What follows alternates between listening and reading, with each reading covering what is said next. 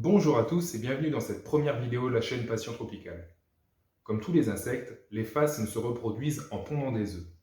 Dans la nature, l'ensemble du système écologique s'équilibre toujours. Ainsi, lorsqu'une femelle pond 300 œufs, la moitié d'entre eux n'écloront jamais et une grande partie des jeunes qui réussiront à s'extraire de leur œuf n'atteindra jamais l'âge adulte. C'est ce qu'on appelle la sélection naturelle. Bien entendu, en élevage, nous allons tenter de déjouer ce phénomène en optimisant au mieux nos paramètres de maintenance. Nous allons voir ensemble dans cette vidéo les différentes méthodes d'incubation possibles. Mais avant cela, je vous propose de vous faire une petite description des phasmes et de leurs œufs.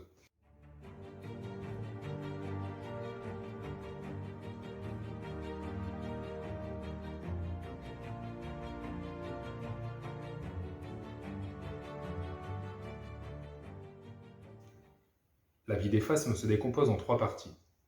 L'incubation, qui dure de 5-6 semaines pour des phasmes comme Orthomeria, à près de 2 ans pour des phasmes comme Heteropteris dilatata.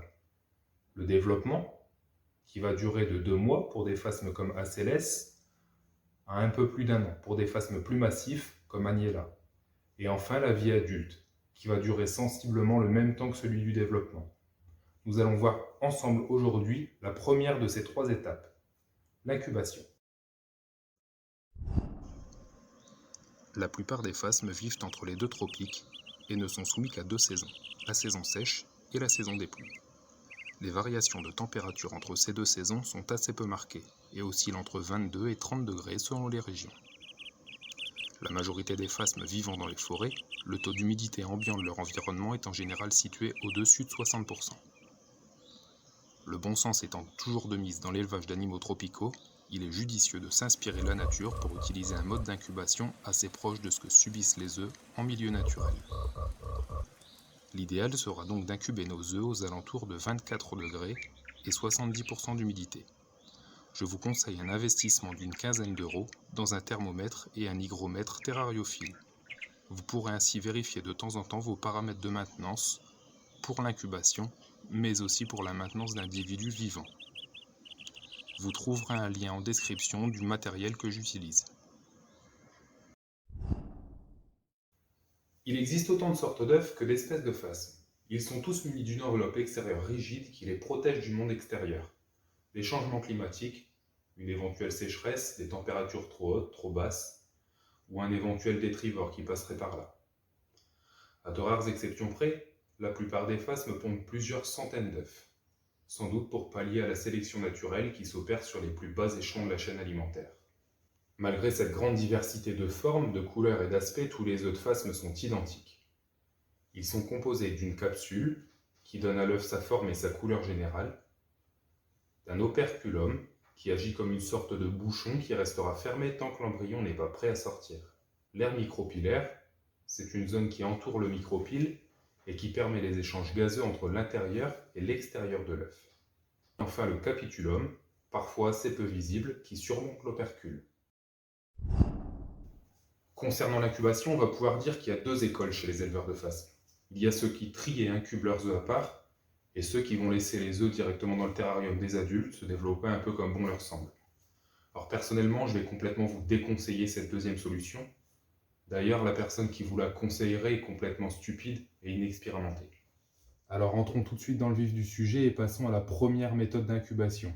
Alors cette méthode, je ne l'utilise plus depuis des années, mais je me dois de vous la présenter parce qu'on commence tous par celle-ci, qu'elle ne coûte rien, qu'elle est simple à mettre en place et qu'elle a des résultats qui sont corrects.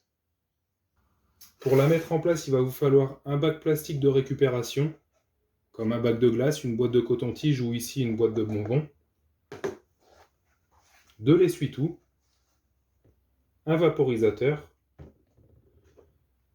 un objet pointu pour faire des trous dans la boîte, et bien sûr les œufs à incuber.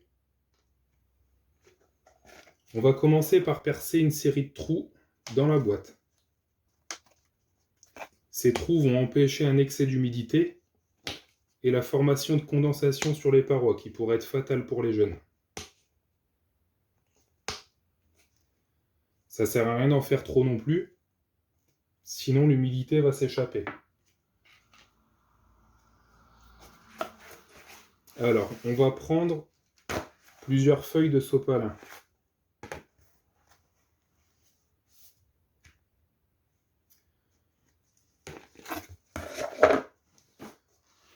On va plier le sopalin de manière à ce qu'il rentre dans la boîte et qu'il épouse au mieux la forme de cette boîte. Donc j'ai pas pris la plus simple, j'ai pris une boîte ronde.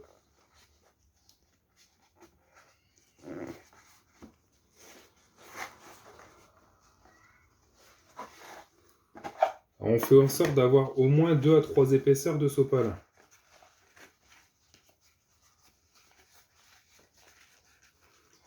Une fois que le sopalin est placé au fond de la boîte,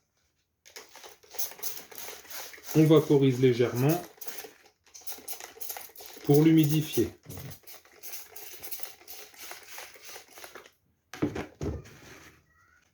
Le sopalin doit être humide, mais pas détrempé. Il ne doit pas y avoir d'eau stagnante.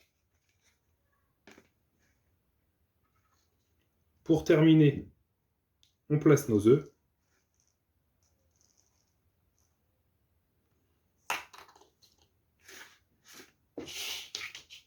On ferme la boîte. Et le tour est joué. Il n'y a plus qu'à attendre quelques semaines à plusieurs mois en fonction de l'espèce qu'on élève. Cette méthode, elle est pratique et simple à mettre en place, surtout quand on a une ou deux espèces, mais elle a ses limites.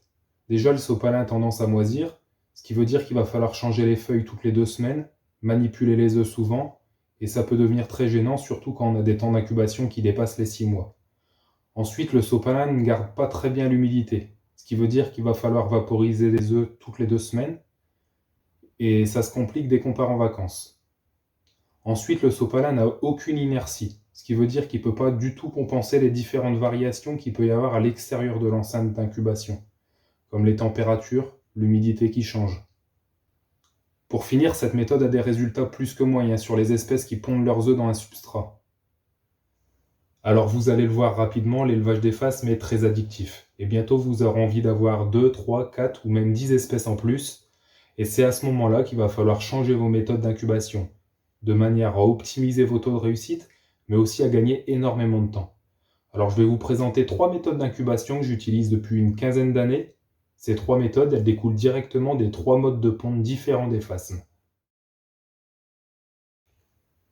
Alors il va y avoir les phasmes qui vont laisser tomber leurs œufs au hasard sur le sol, ceux qui vont pondre leurs œufs dans un substrat, ou ceux qui vont coller leurs œufs sur un support, sur une feuille ou sur une branche par exemple. Donc pour ces 3 méthodes d'incubation, je vais avoir besoin d'un matériel un petit peu plus élaboré que tout à l'heure. Donc pour commencer, de la vermiculite, qu'on va trouver facilement sur Amazon ou en animalerie, de la fibre de coco, qu'on va trouver facilement en animalerie ou en jardinerie, bien sûr mon vaporisateur, des boîtes en plastique. Alors personnellement, pour avoir une installation un petit peu plus uniformisée, j'utilise 2 types de boîtes seulement. Donc la boîte à grillons, micro-perforée, pour toutes les espèces aux alentours d'1,5 cm à l'éclosion. Pour les espèces un petit peu plus grandes, j'utilise une boîte d'1,5 litre. Donc elle fait 15 cm sur 10 environ. Ça va être pour toutes les espèces comme Agnella, Heteropteryx, Farnatia, Thyracoidea, etc. Je vais avoir aussi besoin d'un petit contenant qui va me servir à compter les volumes de substrat que je vais mettre dans mes boîtes. Et bien entendu, nos œufs.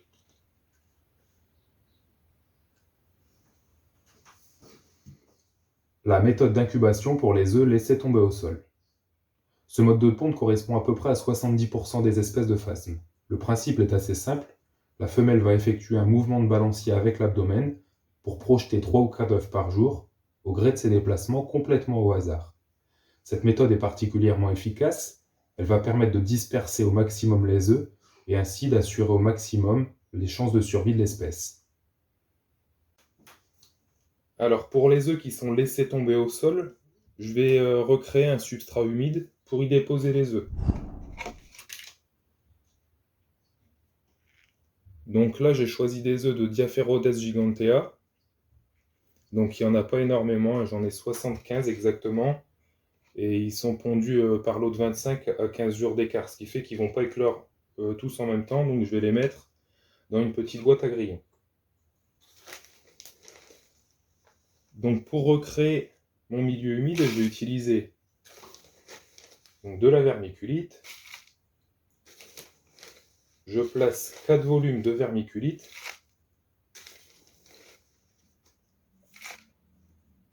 Alors, on secoue un petit peu la boîte, hein, c'est pour répartir la vermiculite dans la boîte et éviter d'avoir des montagnes et des creux dans le substrat. Et on va placer un volume d'eau. Le substrat est bien humide, hein. On voit quand on penche la boîte qu'on est vraiment à la limite de la saturation d'eau. Alors ce qu'on va faire, c'est on va vider l'excédent.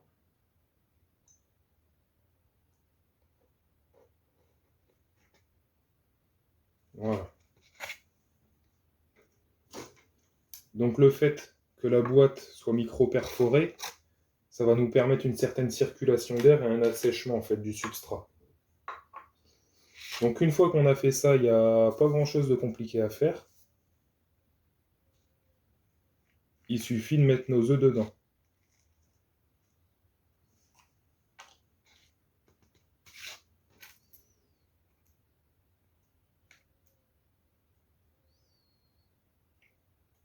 Alors je les étale un petit peu, hein, mes œufs, pour éviter qu'ils soient tous agglomérés au même endroit.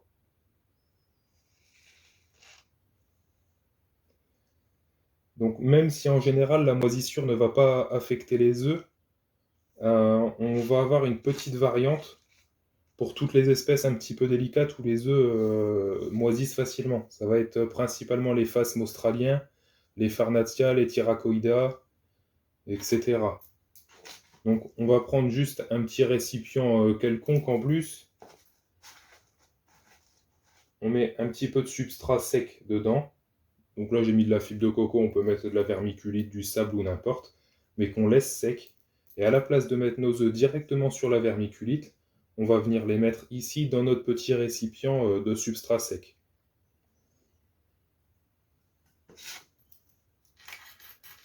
Donc là, dans mon cas, la boîte est prête. Il suffit simplement de fermer ma boîte. Et pour avoir un suivi parfait sur l'incubation, on va étiqueter cette boîte. Donc notre étiquette va devoir comporter le nom de l'espèce, le nombre d'œufs, la date de ponte et la date d'éclosion prévue. Pour éviter d'avoir à ouvrir mes boîtes d'incubation toutes les 2 semaines, je vais peser mes boîtes à la fin de la préparation sur une balance de cuisine. Et on note le poids. Il suffira simplement de vérifier toutes les 2 semaines le poids et de compléter avec le volume d'eau nécessaire pour avoir une humidité stable tout au long de l'incubation. La méthode d'incubation pour les œufs enterrés dans un substrat. Ce mode de ponte est principalement utilisé par tous les Heteroptegenae et les espèces de phasmes qui vivent dans des zones à potentielle sécheresse, comme les anisomorpha. La femelle va descendre chaque nuit jusqu'au sol pour aller pondre 1 ou 2 œufs dans un substrat meuble et humide. Alors pour les espèces qui vont pondre leurs œufs dans un substrat, donc ici ce sont des œufs de Eurykantha insularis. Donc je vais prendre une boîte plus grande hein, parce que je sais que je vais avoir pas mal d'œufs. J'ai 5 femelles qui pondent actuellement, donc là c'est que le début. Mais d'ici un mois ou deux, il va y avoir 150 ou 200 œufs. Donc j'utilise une grande boîte. Donc je vais commencer par placer 3 volumes de vermiculite.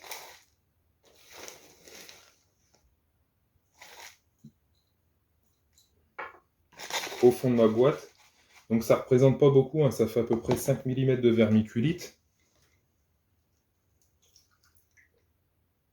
Et on va mettre un volume d'eau. Donc là, notre substrat est complètement à saturation. Quand on penche, on voit très bien qu'il y a un surplus d'eau. Et ça ne pose pas de problème. On va rajouter de la fibre de coco. Il va falloir en rajouter à peu près 1 cm dans la boîte.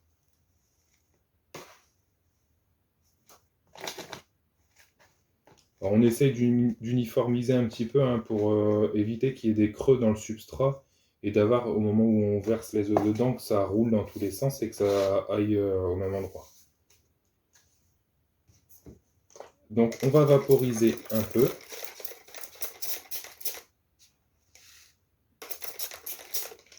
Donc on vaporise vraiment légèrement, hein. C'est juste pour dire d'accélérer l'humidification du substrat. Donc on va mettre nos œufs dedans. Donc là je les mets d'un côté de la boîte, hein. Comme je vais avoir d'autres œufs dans pas très longtemps, ça m'évitera d'avoir à retourner tout le substrat. Il suffit de remettre un peu de fibre de coco dessus. Donc pour que ce soit efficace, il faut qu'il y ait quand même quasiment 1 cm de substrat au-dessus. Donc en général, plus l'œuf va être gros, plus on va mettre de substrat au-dessus. Je dirais qu'il faut à peu près 2 à 3 fois la taille de l'œuf en substrat au-dessus. On va revaporiser légèrement.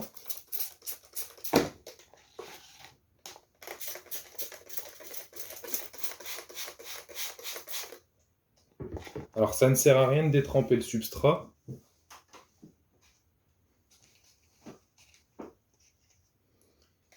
Donc on va mettre un couvercle qui a 4 petits trous au coin. Donc le fait d'être dans un volume qui va être confiné comme ça, on va garder l'humidité. Donc même si elle n'est pas très forte, elle va rester stable tout au long de l'incubation. Et c'est ça le plus important. Donc maintenant que notre boîte est fermée, il n'y a plus qu'à étiqueter, à peser.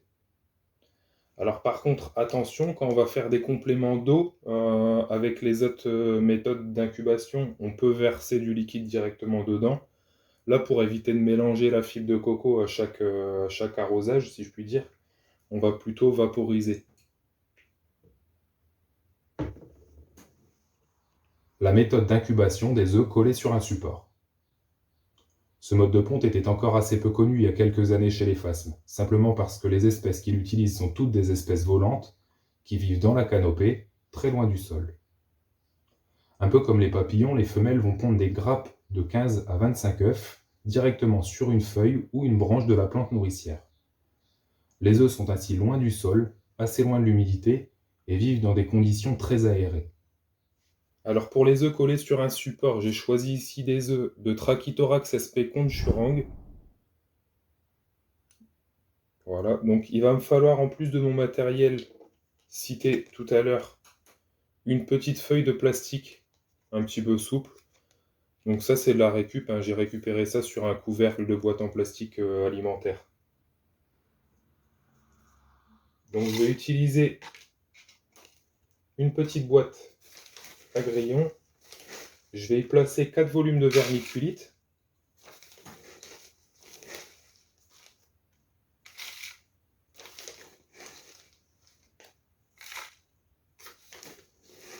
Alors comme je vous l'ai dit juste avant, c'est des œufs qui sont pondus en hauteur dans les arbres, ce qui veut dire qu'ils sont soumis à un taux d'humidité un petit peu plus faible que la plupart des œufs. Je vais mettre à peu près un demi-volume d'eau dans la boîte. La vermiculite est vraiment très légèrement humide. Il en reste pas mal de zones qui sont un petit peu sèches. Ça pose pas de problème, hein. Au fur et à mesure des semaines, ça va se répartir et s'homogénéiser. Donc on va prendre notre petite feuille de PVC et on va venir y mettre un scotch au milieu.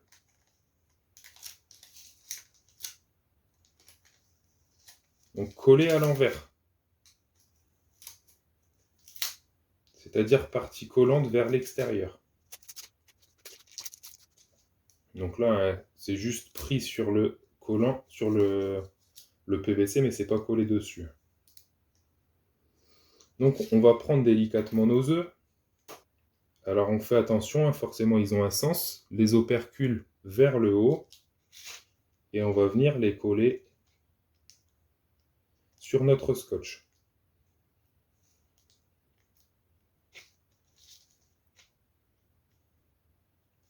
Alors, il faut qu'il soit bien plaqué sur le scotch pour bien tenir à l'envers.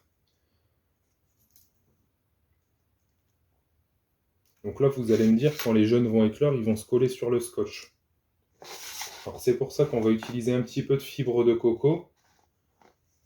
Alors c'est pratique parce que c'est vachement fin comme substrat, ce qui veut dire que ça va bien adhérer sur le scotch et ça va pas laisser de zone collante.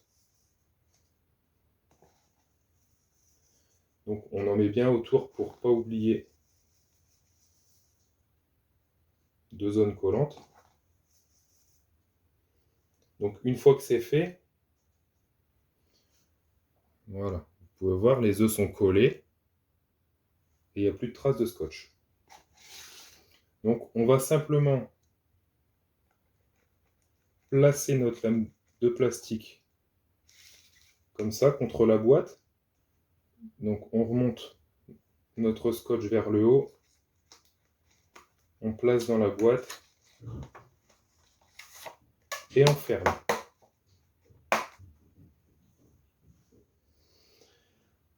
Donc on va mettre une étiquette, on va peser.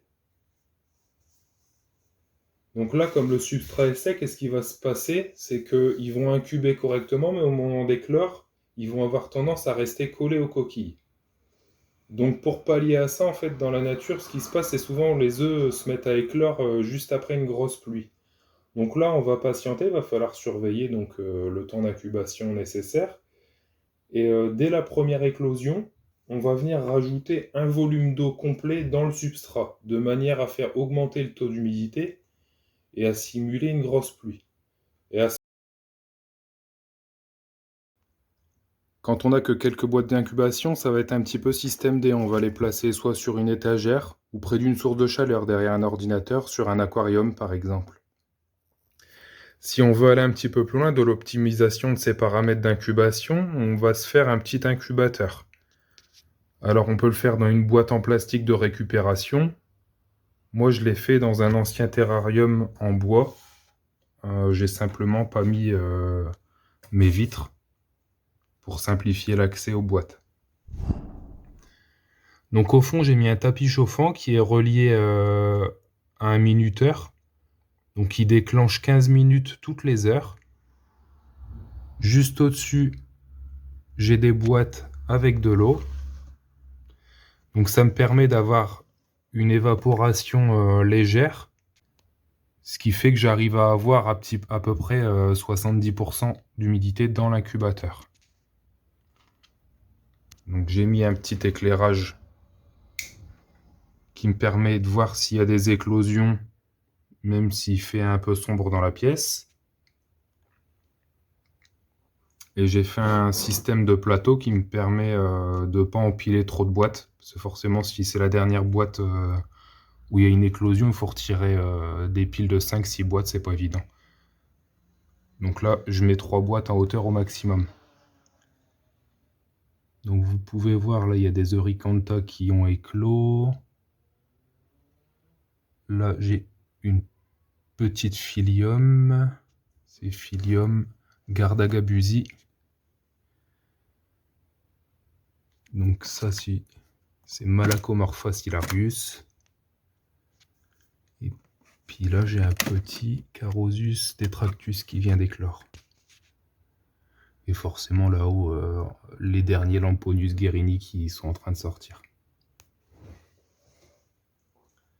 Alors, je pense avoir tout dit dans cette vidéo. J'espère que je n'ai rien oublié. Donc, si celle-ci vous a plu, n'hésitez pas à partager, vous abonner, liker. Si vous avez des questions, posez-les en commentaire. Je tâcherai d'y répondre. Et je vous donne rendez-vous pour la prochaine vidéo dans 2 semaines.